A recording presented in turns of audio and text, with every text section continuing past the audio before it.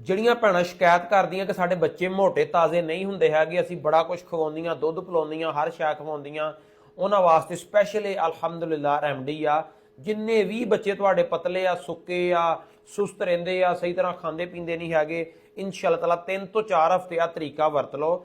1 ਸਾਲ ਦੇ ਬੱਚੇ ਤੋਂ ਲਾ ਕੇ 6 ਸਾਲ ਦੇ ਬੱਚੇ ਤੱਕ ਆ। ਇਸ ਤੋਂ ਵੱਡੇ ਬੱਚਿਆਂ ਵਾਸਤੇ ਨਹੀਂ ਹੈਗਾ, ਵੱਡਿਆਂ ਵਾਸਤੇ ਮੈਂ ਪਹਿਲਾਂ ਵੈਸੇ ਅਪਲੋਡ ਕਰ ਚੁੱਕਿਆ। ਛੋਟੇ ਬੱਚਿਆਂ ਵਾਸਤੇ ਆ ਜਿਹੜੇ ਖੁਰਾਕ ਵੀ ਸਹੀ ਤਰ੍ਹਾਂ ਨਹੀਂ ਖਾਂਦੇ, ਦੁੱਧ ਵੀ ਸਹੀ ਤਰ੍ਹਾਂ ਨਹੀਂ ਪੀਂਦੇ, ਉਹਨਾਂ ਨੂੰ ਹੋਸ਼ ਨਹੀਂ ਹੁੰਦੀ ਹੈਗੀ, ਤੇ ਮਾਵਾਂ ਬਹੁਤ ਜ਼ਿਆਦਾ ਸ਼ਿਕਾਇਤ ਕਰਦੀਆਂ, ਸਾਡੀਆਂ ਭੈਣਾਂ ਬਹੁਤ ਜ਼ਿਆਦਾ ਸ਼ਿਕਾਇਤ ਕਰਦੀਆਂ।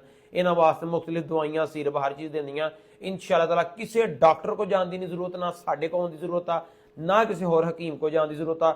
ਸਾਦਾ ਸਸਤਾ ਜਿਹਾ ਆਸਾਨ ਜਿਹਾ ਘਰ ਦਾ ਤਰੀਕਾ ਖੁਦ ਬਣਾ ਕੇ ਇਨਸ਼ਾ ਅੱਲਾਹ ਤਾਲਾ ਇਸਤੇਮਾਲ ਕਰ ਲਓ। ਇਨਸ਼ਾ ਅੱਲਾਹ ਤਾਲਾ 2 ਹਫ਼ਤੇ ਇਸਤੇਮਾਲ ਕਰਨ ਤੋਂ ਬਾਅਦ ਮੈਨੂੰ ਫੀਡਬੈਕ ਲਾਜ਼ਮੀ ਦਿਓ।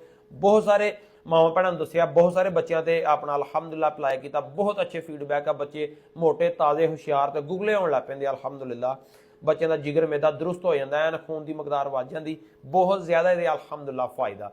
ਤੁਸੀਂ ਕਰਨਾ ਕੀ ਆ ਕਿ ਮੰਡੀ ਦੇ ਵਿੱਚੋਂ ਜਾ ਕੇ ਕਿਸੇ ਵੀ ਭਾਈ ਨੂੰ ਆਪਣਾ ਭੇਜ ਕੇ ਮੰਡੀ ਦੇ ਵਿੱਚ ਜਾ ਕੇ ਬੱਕਰੇ ਦੀ ਕਲੇਜੀ ਲੈ ਆਉਣੀ ਆ। ਬੱਕਰੇ ਦੀ ਕਲੇਜੀ ਲਿਆ ਕੇ ਉਹਨੂੰ ਤਵੇ ਤੇ ਅੱਛੀ ਤਰ੍ਹਾਂ ਭੁੰਨ ਲੈਣਾ। ਜਦੋਂ ਉਹਦਾ ਪਾਣੀ ਮੁਕੰਮਲ ਤੌਰ ਤੇ ਖੁਸ਼ਕ ਹੋ ਜੇ ਕਲੇਜੀ ਦਾ, ਉਹਦੇ ਬਿਲਕੁਲ ਛੋਟੇ ਛੋਟੇ ਪੀਸ ਕਰਕੇ ਉਹਨੂੰ 2 ਦਿਨ ਮਜ਼ੀਦ ਧੁੱਪੇ ਰੱਖ ਲੈਣਾ। ਧੁੱਪੇ ਰੱਖ ਕੇ ਉਹਨੂੰ ਅੱਛੀ ਤਰ੍ਹਾਂ ਸੁਕਾ ਲੈਣਾ। ਸੁਕਾਉਣ ਤੋਂ ਬਾਅਦ ਉਹਦਾ ਬਿਲਕੁਲ ਬਾਰੀਕ ਸਫੂਫ ਪਾਊਡਰ, ਜਿਵੇਂ ਆਮ ਮਿਰਚਾਂ ਜਾਂ ਧਨੀਆ ਮਿਰਚਾਂ ਜਾਂ ਕੋਈ ਵੀ ਚੀਜ਼ ਆਪਣਾ ਵਗੈਰਾ ਸੀ ਕੁੱਟ ਕੇ ਉਹਦਾ ਪਾਊਡਰ ਬਣਾਈਦਾ ਖੁਸ਼ਕ ਚੀਜ਼ ਦਾ, ਇਸੇ ਤਰ੍ਹਾਂ ਬਿਲਕੁਲ ਉਹਦਾ ਬਾਰੀਕ ਸਫੂਫ ਪਾਊਡਰ ਬਣਾ ਲੈਣਾ।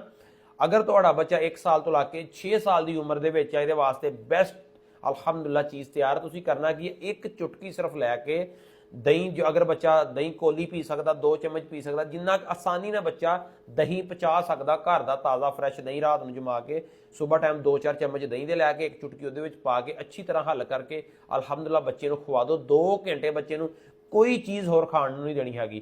ਅਲਹਮਦੁਲਿਲਾ ਬੱਚਾ ਤੁਹਾਡਾ ਬਿਲਕੁਲ ਖੁਰਾਕ ਤੁਹਾਡੇ ਹੱਥੋਂ ਖੋ ਕੇ ਖਾਣ ਲੱਗ ਪਏਗਾ। 4 ਹਫ਼ਤੇ ਇਨਸ਼ਾ ਅੱਲਾਹ ਲਾਜ਼ਮੀ ਟਰਾਈ ਕਰਿਓ, ਉਸ ਤੋਂ ਬਾਅਦ ਮੈਨੂੰ ਲਾਜ਼ਮੀ ਫੀਡਬੈਕ ਦੇਣਾ ਮਾਸ਼ਾਅੱਲਾ ਕਿੰਨਾ ਫਾਇਦਾ ਹੋਇਆ। ਸਾਦਾ ਸਿੰਪਲ ਆ, ਬੱਚਿਆਂ ਨੂੰ ਹੈਵੀ ਮੈਡੀਸਨ ਨਾ ਦੇਈਦੀ ਤੇ ਨਾ ਬੱਚਿਆਂ ਨੂੰ ਜ਼ਿਆਦਾ ਡਾਕਟਰਾਂ ਹਕੀਮਾਂ ਕੋਲ ਖਰੀਦਾ। ਟਰਾਈ ਕਰਕੇ ਲਾਜ਼ਮੀ ਦੱਸਿਓ। ਬਹੁਤ ਸ਼ੁਕਰੀਆ, ਥੈਂਕ ਯੂ, ਅਸਲਾਮ ਵਾਲੇਕੁਮ।